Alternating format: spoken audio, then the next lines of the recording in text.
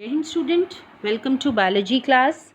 Now students, we have completed with the insect resistant in plant.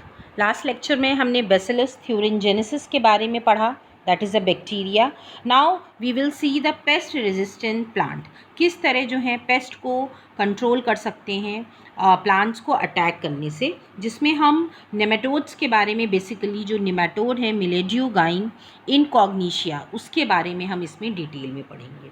Now, biotechnology in agriculture has paved the way for pest-resistant plant, and the development of pest-resistant it has minimized the use of chemicals. Basically, इनका main motive था ये इसलिए develop किए गए जिससे कि chemical का usage कम से कम हो सके.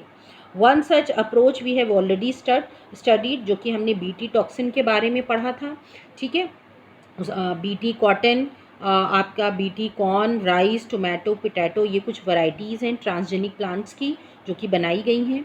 Now BT toxin produce by Bacillus thuringiensis due to the presence of BT toxin gene, and this toxin it kills the insects. ठीक है, रेजिस्टेंट जो है it provide resistance to insects जब हम ट्रांसजेनिक प्लांट्स हम डेवलप करते हैं.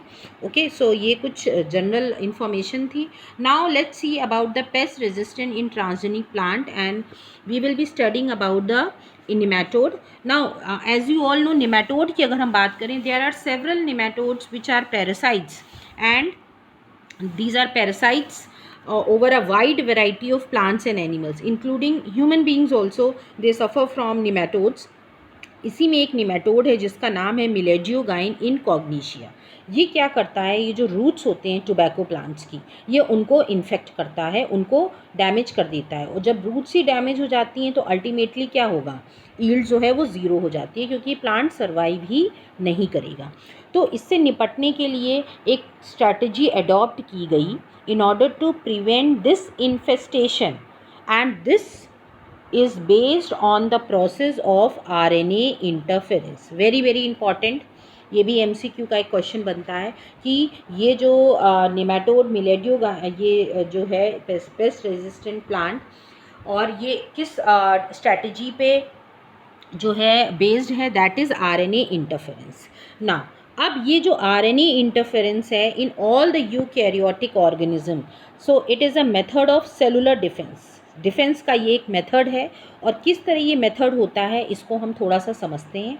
अब यूजुअली क्या होता है कि जो भी बैक्टीरिया, जो भी नेमाटोड है, सॉरी मींस उसमें वो एक पर्टिकुलर जीन प्रेजेंट होगा जिसकी वजह से वो जो है इन्फेक्ट जो कि रूट्स को डिस्ट्रॉय कर देता होगा. There has to be some gene जो कि रूट्स को डिस्ट्रॉय कर रहा होगा उस नेमाटोड में.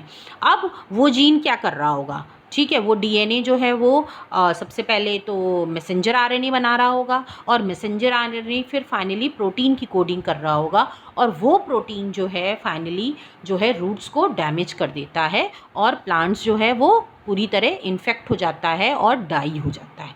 अब हमको क्या करना है, इस प्रोटीन को बनने से रोकना है. ठीक है, मैसेंजर RNA जो है, मैसेंजर RNA आपको पता है सिंगल स्ट्रैंडर्ड होता है, और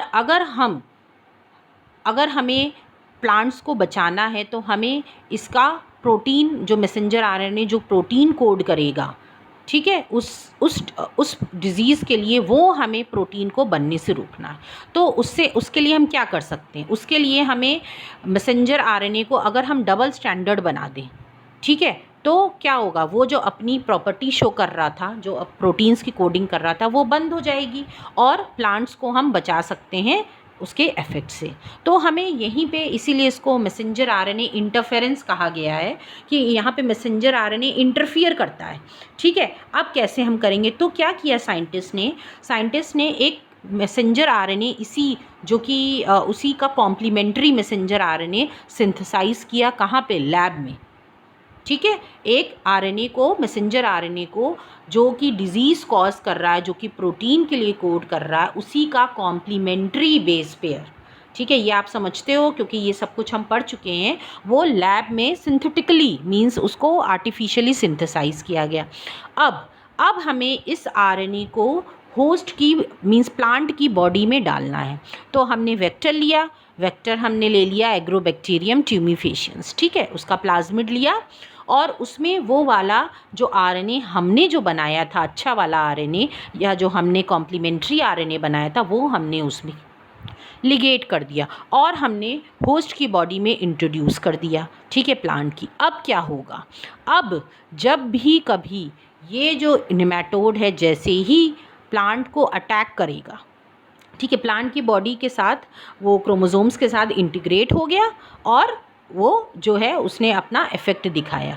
अब क्या होगा, जैसे ही कोई भी नेमाटोड जो है ये मिलेडियोगाइन इनकॉग्निशा इसको अटैक करेगा तो ये क्या करेगा, ये अपना सबसे पहले मैसेंजर आरएनए बनाएगा, ठीक है। अब क्या होगा, जैसे ही ये अपना मैसेंजर आरएनए बनाएगा और जो हमने आरएनए इंट्रोड्यूस किया था वो उसको देखेगा और वो उसके साथ पेयरिंग कर लेगा क्योंकि वो कॉम्प्लीमेंट्री है। और जैसे ही पेयरिंग हो जाएगी तो क्या होगा, आगे का काम स्टॉप हो जाएगा, मींस वो प्रोटीन बनना बंद हो जाएगा, वो प्रोडक्ट बनना बंद हो जाएगा जिसकी वजह से रूट्स अफेक्ट हो रहे थे।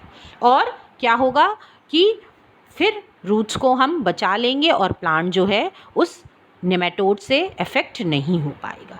सो इस प्रिंसिपल पे ये जो है आपका पेस्ट रेजिस्टेंट प्लांट्स हैं, ये जो वर्क करते हैं ये इस प्रिंसिपल पे वर्क करते हैं, ओके। इसीलिए इसको जो है आरएनए इंटरफेरेंस जो है इस प्रोसेस पे ये बेस्ड है। तो ये बहुत इंपॉर्टेंट पॉइंट है आरएनए इंटरफेरेंस, क्योंकि आरएनए यहाँ पे इंटरफियर करता है और जो है और जैसे ही वो इसके साथ पेयरिंग करेगा तो पैरासाइट जो है फिर वो सर्वाइव नहीं कर पाएगा क्योंकि उसका अंदर का जेनेटिक मेकअप ही चेंज हो गया है, ठीक है, अंदर का वो सर्वाइव नहीं कर पाएगा due to the complementary due to the pairing of the RNA.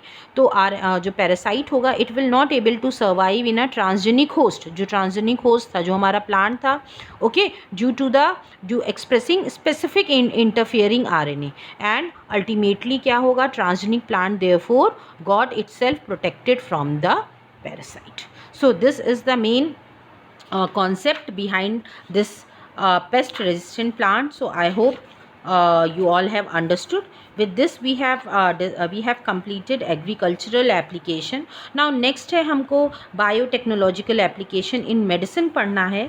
medicines में किस तरह इसका यूज़ होता है, जिसमें हम genetically engineered insulin के बारे में पढ़ेंगे और gene therapy के बारे में पढ़ेंगे, okay। So this is all students. With this I am ending my lecture. Thank you everybody.